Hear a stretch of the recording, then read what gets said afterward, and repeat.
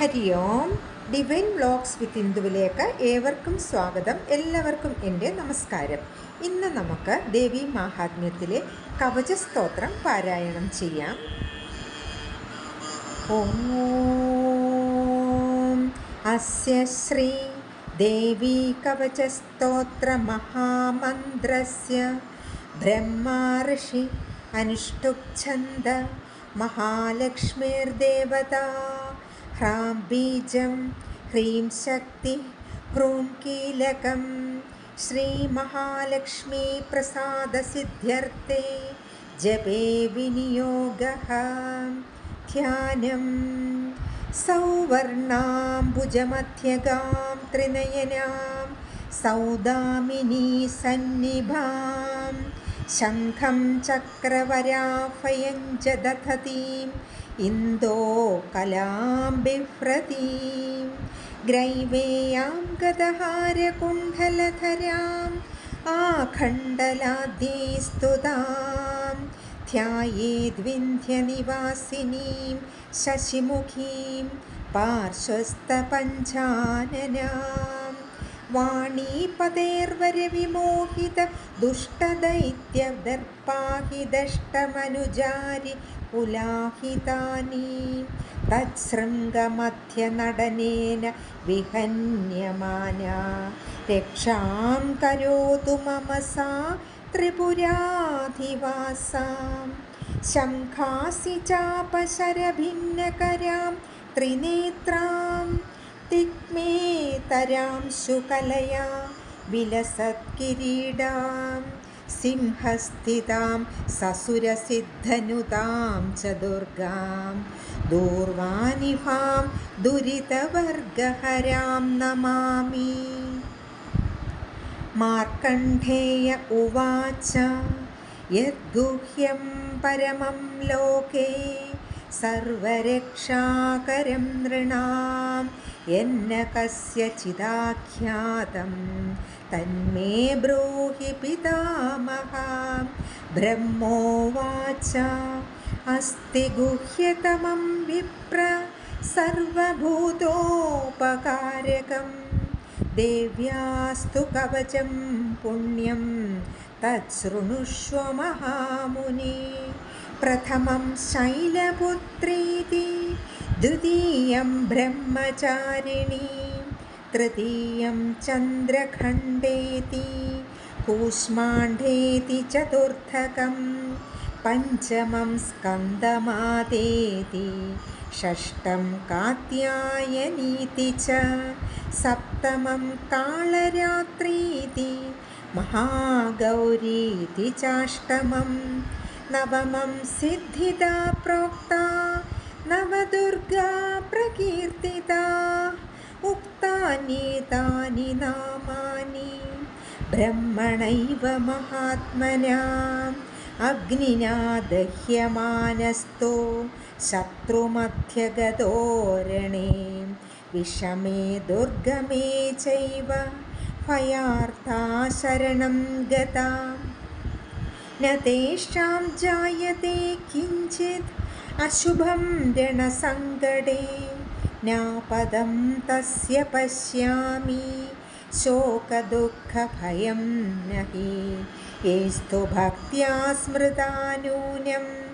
തേഷാം വൃദ്ധി പ്രജായതേ. പ്രേതസംസ്ഥാതു ചാമുണ്ഡാ വാരാഹി മഹിഷാസന ഏന്ദ്രിഗജസമാരൂഢാ വൈഷ്ണവീ ഗരുഡാസന മാഹേശ്വരീ വൃഷാരൂഢാ കൗമാരീ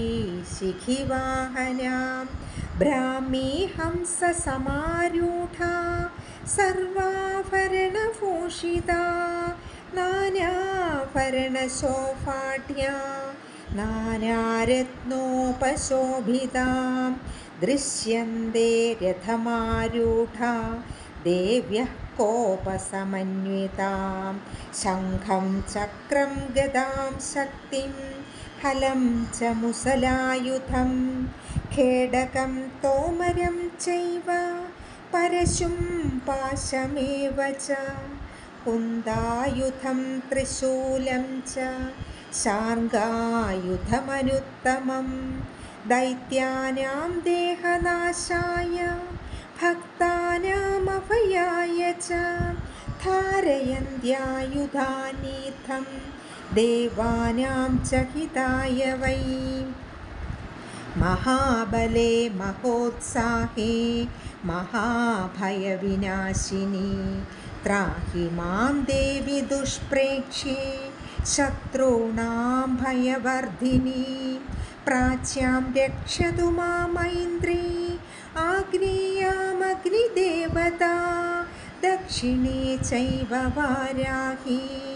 നൈഋത്യാം ഖഡ്ഗധാരിണീം പ്രതീച്യാം വാരുണീ രക്ഷേത് വായവ്യാം മൃഗവാഹിനി രക്ഷേതുദീച്യാം കൗബേരി ഈശാന്യാം ശൂലധാരിണീം ഊർധ്വം ബ്രഹ്മാണി മേ രക്ഷേത് അധസ്താദ് വൈഷ്ണവീ തഥാ ഏവം ദശദിശോ രക്ഷേത് ചാമുണ്ഡാ ശവവാഹന ജയാ മേ ചാഗ്രതഃ പാതു വിജയാ പാതു പൃഷ്ഠതഃ അജിതാ വാമപാർശ്വേ തു ദക്ഷിണേ ചാപരാജിതാ ശിഖാമുദ്യോതിനി രക്ഷേത് ഉമാമൂർധിനി വ്യവസ്ഥിതാ മാലാധരി ലലാടേ ച ഭ്രുവോദ്രക്ഷേദ്വശസ്വിനി നേത്രയോശ്ചിത്രഖണ്ഡാ ച യമഖണ്ഡാ ച നാസികേ ശംഖിനി ചക്ഷുഷോർമധ്യേ ശ്രോത്രയോർവിന്ധ്യവാസിനി കപോലോ കാളികാ രക്ഷേത് കർണമൂലേ തു ശാങ്കരീ നാസികായാം സുഗന്ധാ ച ഉത്തരോഷ്ടേ ച ചർച്ചികാം അധരേ ചാമൃതകലാ ജിഹ്വായാം തു സരസ്വതി ദന്താൻ രക്ഷതു കൗമാരീ കണ്ഠമധ്യേ തു ചണ്ഡികാ ഖണ്ഡികാം ചിത്രഖണ്ഡാ ച മഹാമായാ ച താലുകേ കാമാക്ഷി ചിബുകം രക്ഷേത് വാചം മേ സർവമംഗളാ ഗ്രീവായാം ഭദ്രകാളീ ച പൃഷ്ഠവംശേ ധനുർധരീ നീലഗ്രീവാ ബഹിക്കണ്ഠേ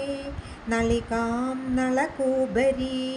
ഖഡ്ഗധാരിണിഭോ സ്കന്ധൗ ബാഹുമേ വജ്രധാരിണീ ഹസ്തയോർദണ്ഡിനീ രക്ഷേത് അംബികാ ചാംഗുലീഷു ച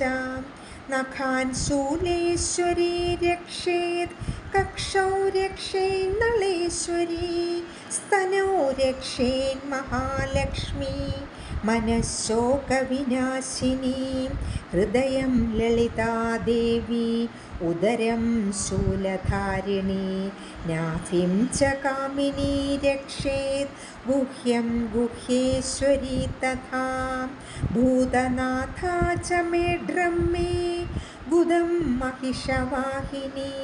कड्यां भगवती रक्षेत् जानुनी विन्ध्यवासिनी जङ्घे महाबला प्रोक्ता जानुमध्ये विनायकी गुल्फयोर्नारसिंही च पादपृष्ठे मितौजसी पादाङ्गुली श्रीधरी च पादाधस्थलवासिनी नखान्तंश्राकराळी च केशांशैवोर्ध्वकेशिनी रोमकूपाणि कौबेरी त्वचं वागीश्वरी तथा रक्तमज्जावसां मांसा न्यस्तिमेधांसि पार्वती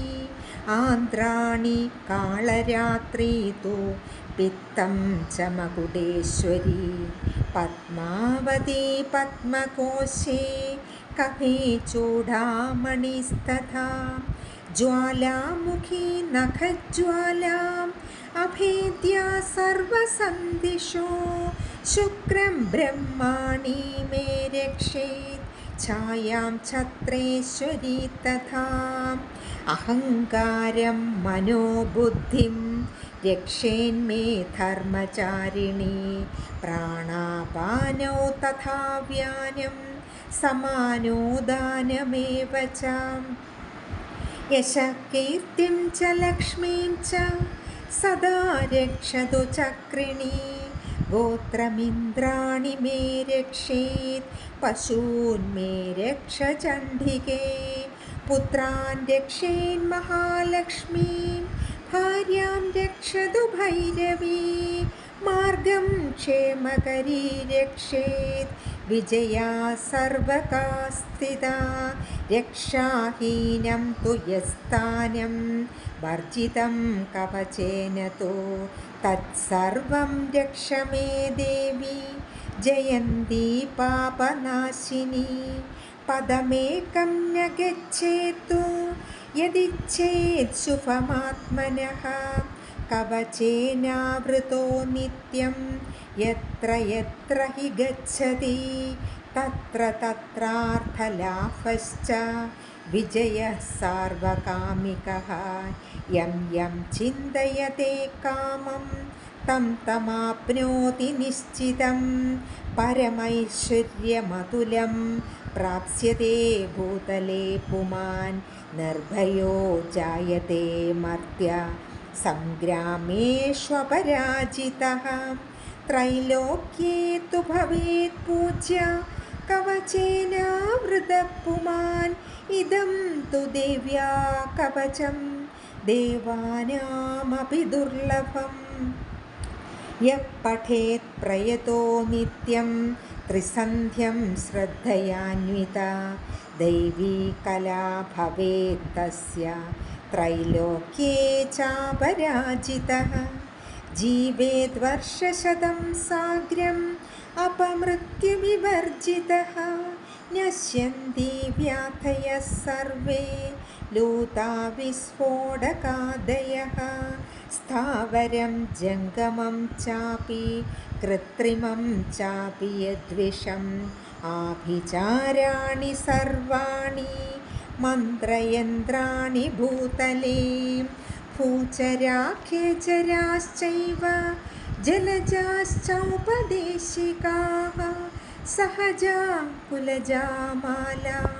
डागिनी शाकिनी तथा अन्तरिक्षचरा घोरा डागिन्यश्च महाबला